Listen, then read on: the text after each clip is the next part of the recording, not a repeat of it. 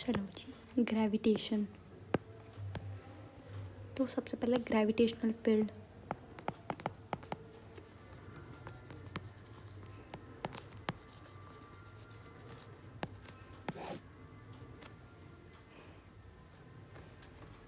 क्या होती है ग्रेविटेशनल फील्ड? को अलग अलग पेन से लिखना बहुत पसंद है भाई। द स्पेस और reason where an object experiences a force of gravity, जहाँ पे किसी भी ऑब्जेक्ट को ग्रेविटी महसूस हो, उस फील्ड को हम बोलते हैं ग्रेविटेशनल फील्ड। इसकी लेंथ कितनी है? मैं हर अलग अलग कलर से लिखूँगी आज। It is defined as the force experienced per unit mass। ठीक है, ग्रेविटेशनल फील्ड तो F/m, that means N/kg, and इसका क्या बोलते हैं, डायमेंशनल फॉर्मूला ये हो जाएगा Lt-2। Then what is gravitational force? Gravitational force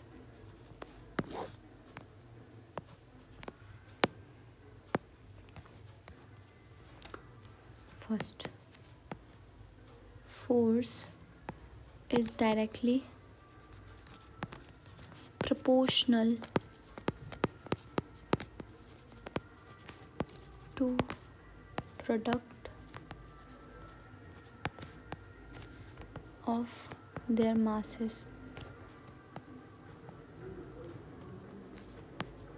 F directly proportional to m1 m2, that is equation number first. Then second, inversely proportional to square of their distance between them, that means F directly proportional to r square।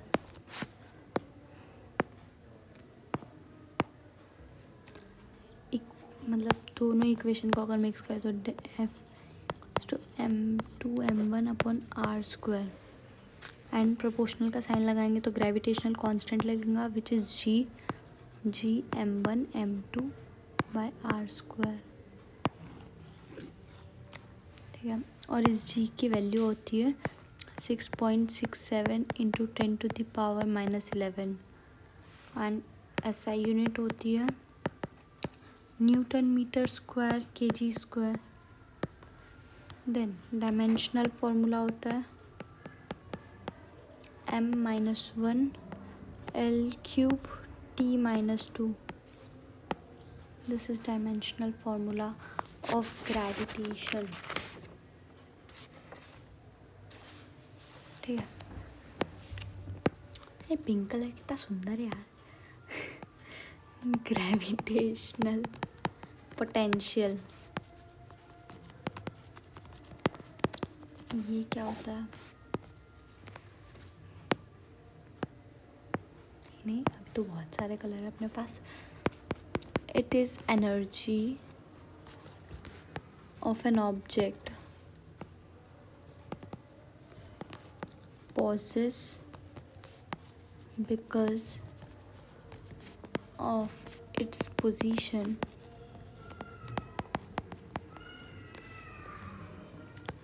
in a gravitational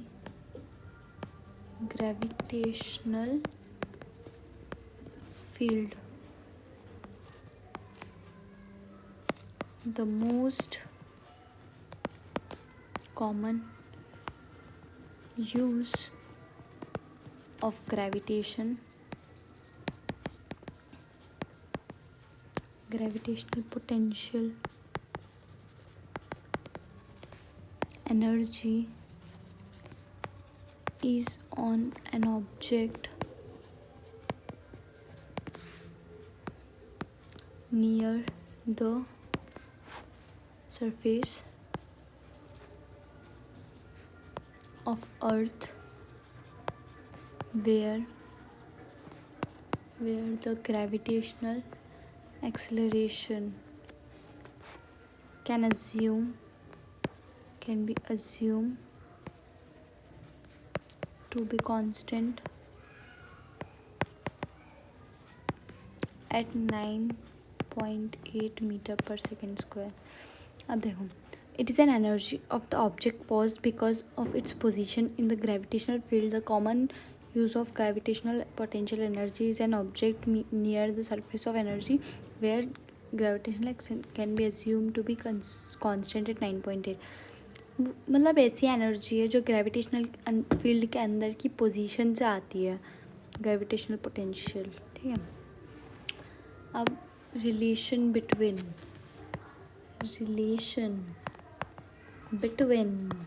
small G and big G, G and G, G जी.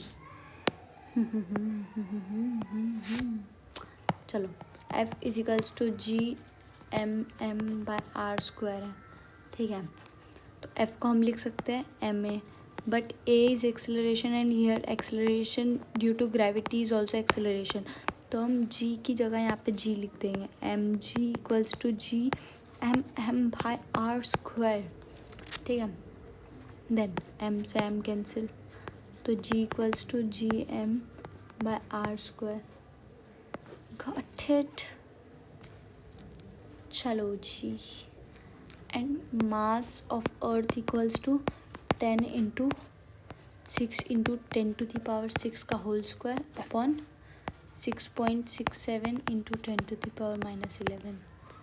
तो mass of earth equals to 10 into 36 into 10 to the power 12 upon 6.6 into 10 to the power -11. हाँ. Then mass of earth equals to 360 upon 66 into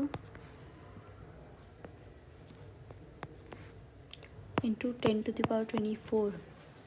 Then mass of earth equals to 6.4 into 10 to the power 24. हमने g को 10 assume किया है. क्या है मैं बता देती हूँ ना. g इक्वल्स टू 9.8 थोड़ी 10 यूज़ किया ना. 10 मीटर पर second square. Then g equals to 6.67 into 10 to the power -11 and r equals to 6 into 10 to the power 6. तो यहाँ से हमने अर्थ का मास निकाल लिया है. ठीक है. चलो. Then value of gm the earth surface.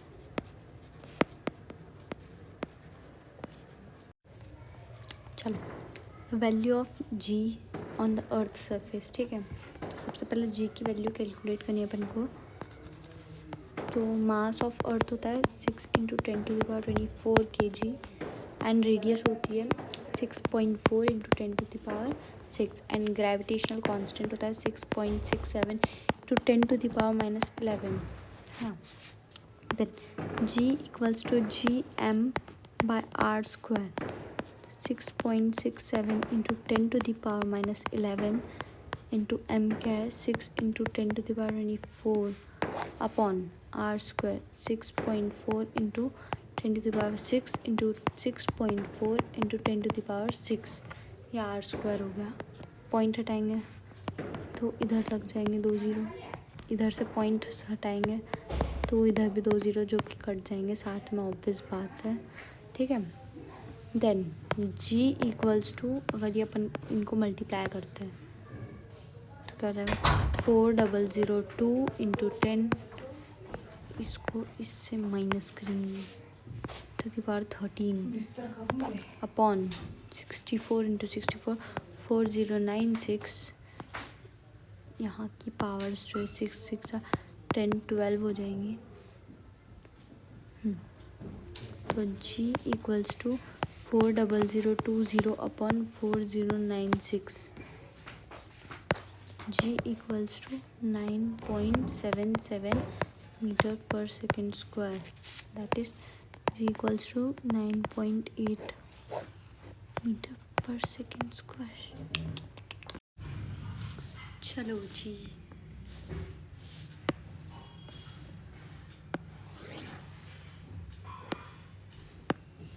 Kepler's law, first law. तो सबसे पहले फर्स्ट लॉ क्या बोलता है कि इतना पतला कैसे हो गया है पेन। अच्छा okay, all planets are none in move in elliptical orbits with the sun situated at one of the foci of ellipse। ठीक है, this law identifies that distance between the sun and the earth is constant, changing as the earth goes around its orbit. It shows an elliptical trace out by a planet around the sun as the closest point P is called Philip। को कुछ नहीं है, ये एक ellipse है ना, and सन यहाँ पे सिचुएटेड है।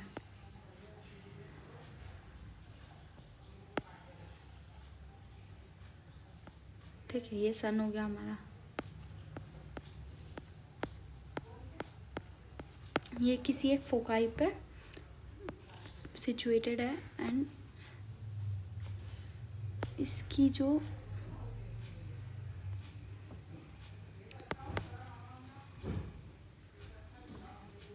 ठीक है,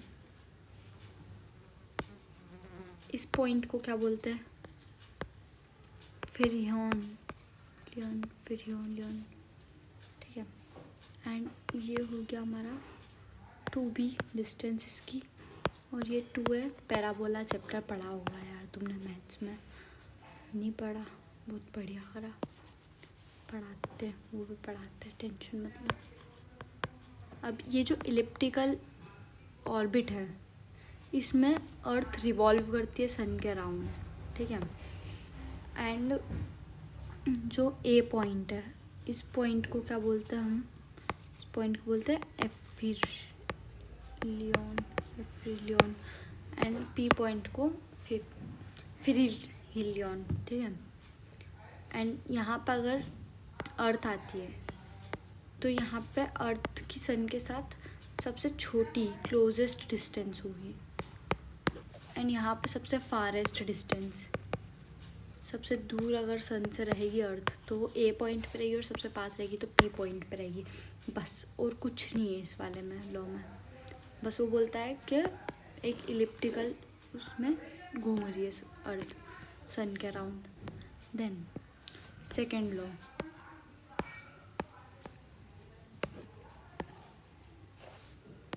सेकेंड लॉ क्या बोल रहा है अब, the speed of planet varies in such a way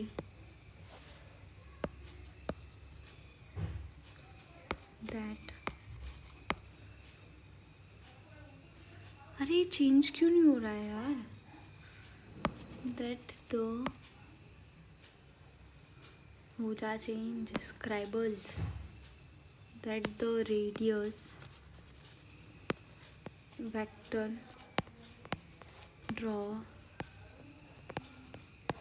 drawn from the sun to a planet swipes out equal equal areas in equal interval of time.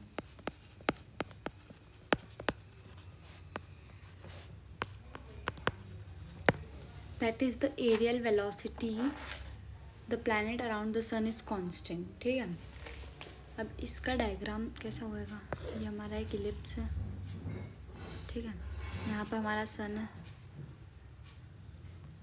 अरे ये हमारा सन है, ठीक है। अगर ये यहाँ से यहाँ तक एक डिस्टेंस है, ये जो एरिया कवर्ड है ए बी का, यहाँ से सन वही एरिया यहीं पे कवर करेगा, ये भी सेम एरिया है, ये ए डैश बी डैश, ये दोनों एरियाज इक्वल होंगे, area A B equal to area A dash B dash, दोनों इक्वल होंगे, बस यही बोलता है। एंड इसका एक प्रूफ भी है कि ये कांस्टेंट है, वो प्रूफ भी बता ही देती हूँ, चलो। प्रूफ, सबसे पहले तो एरिया ट्राइंगल ए, ये क्या हो जाएगा, यहाँ पे थीटा एंगल बन रहा है, ठीक है, थीटा, ये एफ हो जाएगा हमारा इस डायरेक्शन में, ये आर हो गई रेडियस, है ना, यहाँ पे ये क्या हो जाएगा आर्क, आर थीटा, एंड ये ए थीटा, थीटा ए, ठीक है। तो theta A is equal to half R, R theta, तो अपन ए को A by del T, del A upon del T upon half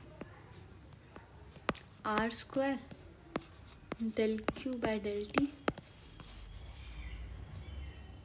del theta है by the way, del Q नहीं है। तो limit t tends to zero we get, अगर t tends to zero है, limit put कर दें तो limit t tends to zero a upon del T equals to half R square, limit t tends to zero,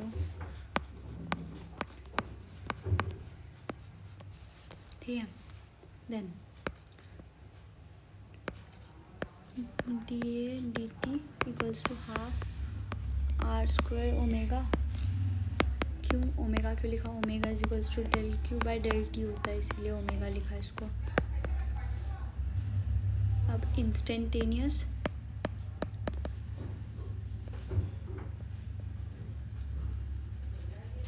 angular momentum,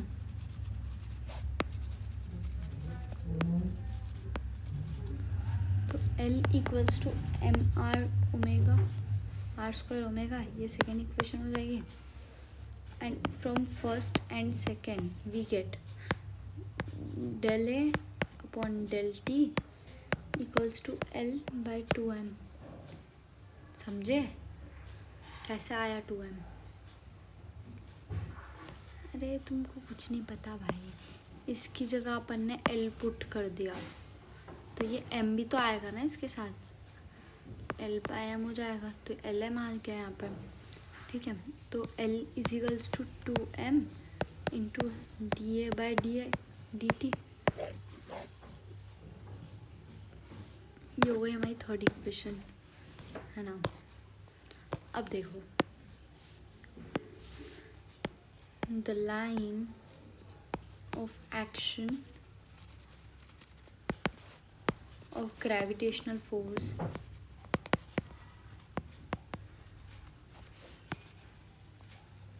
forces passes through the axis, therefore angle between R and F is 180 degree, ठीक है, समझे। अब क्या हो जाएगा, now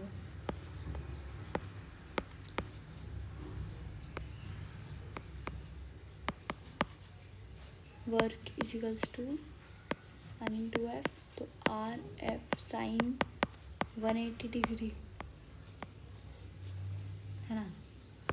तो ये हो जाएगा क्या, 0, यानी कि L is equals to constant. L constant कैसे हुआ, तो ये देखो ना, D L upon D T equals to, ये क्वेश्चन 4 हमारी, तो बाय 3 and 4, 3 क्या थी, ये 3 और ये 4 है ना। तो एरियल वेलोसिटी क्या आ गई हमारी, aerial velocity D A upon D T equals to constant. ये प्रूफ हो गया हमारा, बस यही तो प्रूफ करना था, और क्या। The aerial velocity of the planet around the sun is constant, this proved second law of planetary motion. अब third law,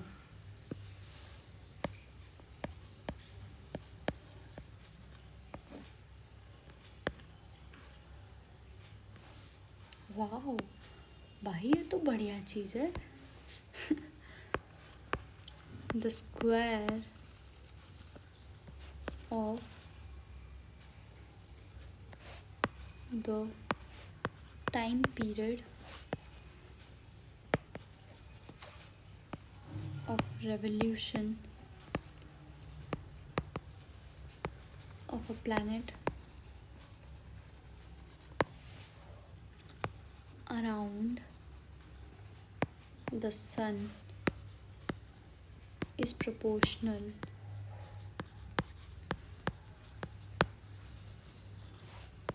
to the cube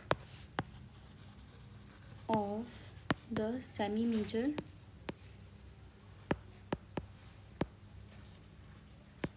axis of its elliptical orbit.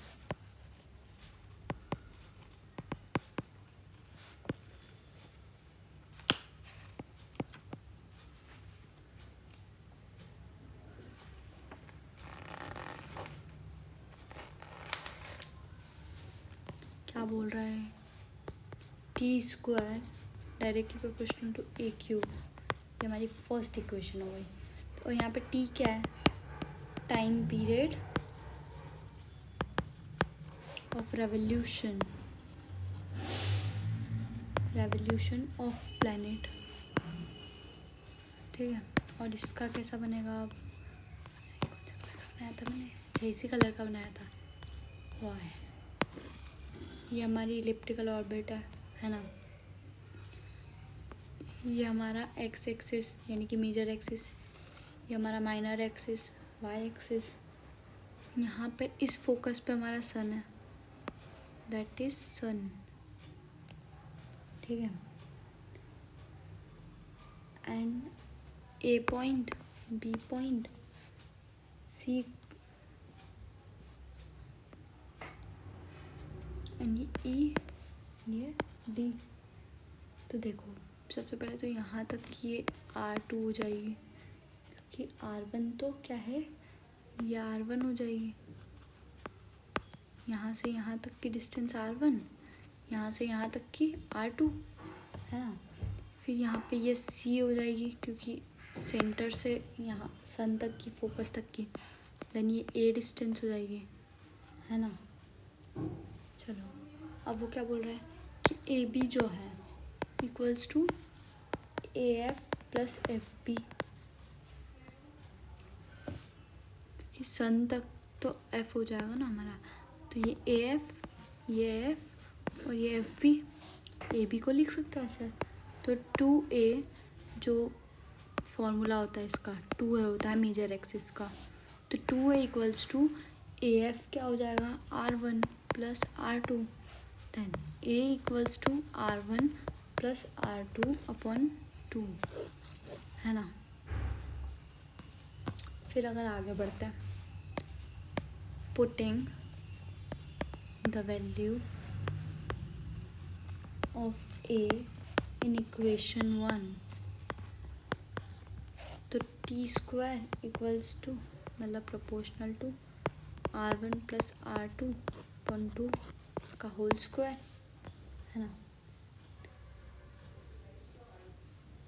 Cube है यहाँ पे, क्यूब। तो ये आ गया अपना।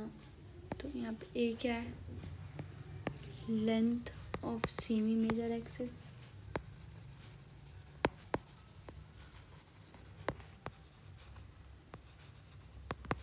Then R1 shortest distance of planet from sun, shortest distance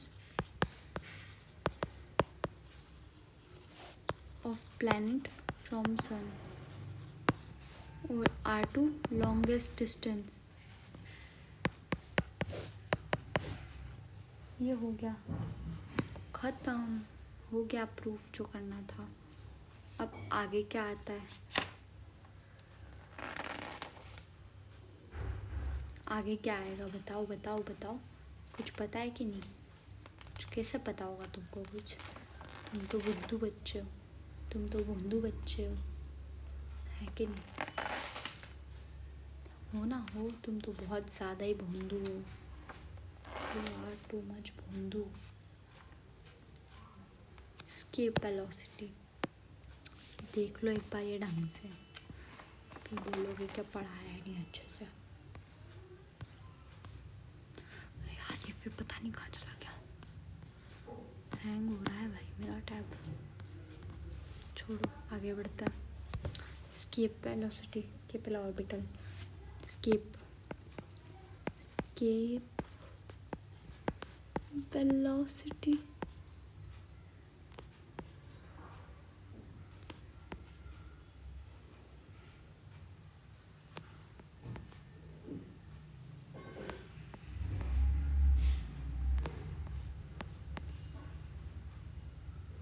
भाई मेरे को बढ़िया लग रहा है यार ये। एस्केप वेलोसिटी तुमको दिख रहा है ना? सबसे पहले तो ये बताओ सब। हाँ यार लिखने में मज़ा आ रहा है।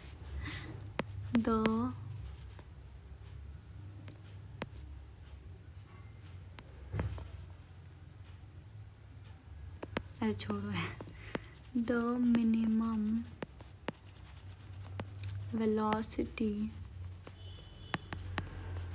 with which an object has to be projected vertically upward from surface of earth so that it escapes out the gravitational field of earth and never return back। अरे किसी भी चीज़ को यहाँ से जाने के लिए कितनी एनर्जी चाहिएगी कि वो वापस नहीं आए। जैसे सैटेलाइट्स छोड़ते हैं तो सैटेलाइट्स नहीं आती वापस, वो स्पेस में ही रह जाती है। तो कितनी एनर्जी चाहिए उनको छोड़ने के लिए, उसको हम एस्केप वेलोसिटी बोलते हैं। अब एस्केप वेलोसिटी को सबसे पहले हमको डिराइव करना है। तो F is equals to gmm/x²। ठीक है, ये first equation. Then now we know that the amount of work done against this force, तो dW equals to F into dx by 1। यहाँ पे F की वैल्यू पुट कर देंगे 1 से, तो dW equals to gmm/x² dx, है ना। अब इनको इंटीग्रेट करेंगे, सबसे पहले इंटीग्रेट करेंगे, है ना। तो dw equals to limit put करो इन्फिनिटी से r, क्योंकि रेडियस से जा रहे हैं ना अपन, तो mm/x² dx। तो यहाँ पे w आ जाएगा बाहर और -gmm। सुनो, ये एक कांस्टेंट है, अपन को सिर्फ इनका करना है डेरिवेशन।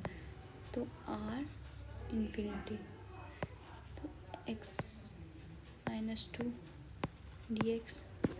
अब देखो w equals to -gmm x-2 + 1 -2 + 1 r से इन्फिनिटी तक। देन w इक्वल्स टू, अरे माइनस थोड़ी आएगा बाहर, हाँ सॉरी माई मिस्टेक, gmm। देन यहाँ पे ये क्या हो जाएगा, x-1 एंड नीचे -1 r से इन्फिनिटी तक। अब माइनस बाहर आएगा, -gmm एंड यहाँ पे इन्फिनिटी। और यहाँ पे वैल्यूज पुट करते तो 1 - इन्फिनिटी अपन 1 अपॉन r, -1 है तो रेसिप्रोकल होके माइनस, अगर अपन उसको x को नीचे भेजते तो प्लस में आ जाएगी पावर, ठीक है। तो w equals to gmm/r -gm equals to pe, है ना। अब ये अगर माइनस का r भी बाहर आता है तो ये प्लस हो जाएगा, तो यहाँ पे प्लस हो जाएगा, ठीक है। मतलब यहाँ पे तो माइनस ही रहेगा, टेंशन मत लो। इफ तो इसकी वेलोसिटी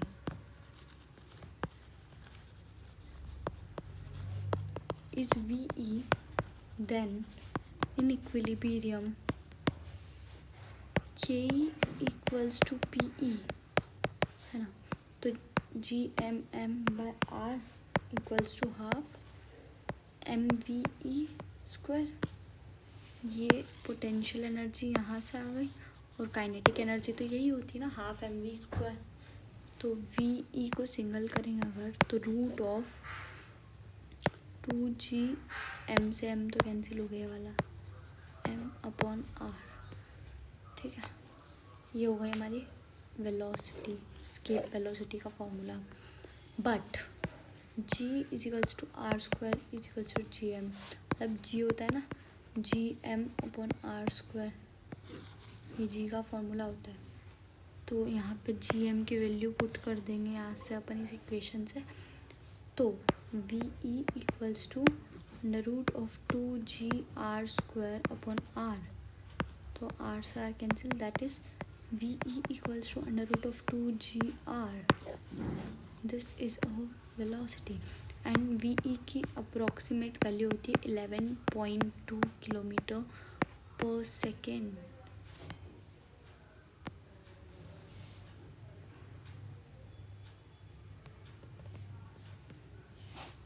सेकेंड, ठीक है। इतनी उसकी स्पीड होती है यहाँ से निकलने के लिए। चलो अब last topic of this session is orbital velocity. Orbital velocity, मेरी राइटिंग कितनी गंदी है तुम लोग देख सकते हो, आई नो, बट क्या कर सकते हो। ऑर्बिटल वेलोसिटी और वेलोसिटी ऑफ ए सैटेलाइट, ठीक है। Velocity required to put the satellite into its orbits around the earth is denoted by vu। velocity required to put the satellite in its orbits satellites around the earth, it is denoted by V. मतलब satellites ना बाहर जा रही है ना अंदर आ रही है, वो अपनी एक पोजीशन पे स्पेस में भी, तो वो ऑर्बिटल वेलोसिटी की वजह से है, ठीक है। एंड इसको अपन कैसे डिराइव कर सकते हैं, इसका फॉर्मूला तो सबसे पहले तो if a satellite is revolving around the sun in its circular orbit then in equilibrium position, सबसे पहले तो G(m)(r)² इक्वल्स टू mv/r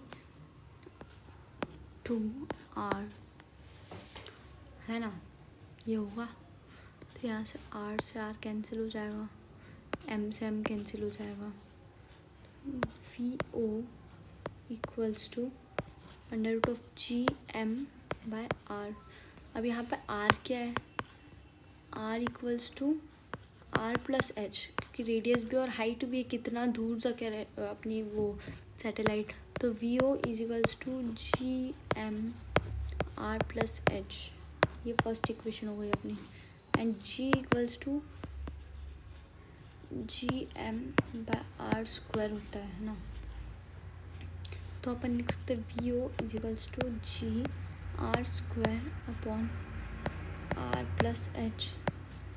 अब यहाँ से R² बाहर जाएगा तो VO is equals to R√G/G/r+H।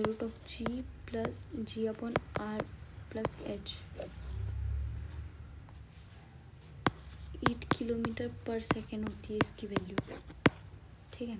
And this chapter is completed here, chapter समाप्ति। एक बार एंड लिख के देखते हैं।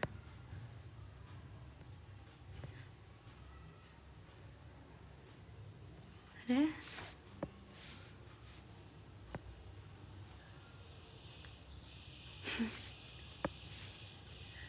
एंड, चलो टाटा।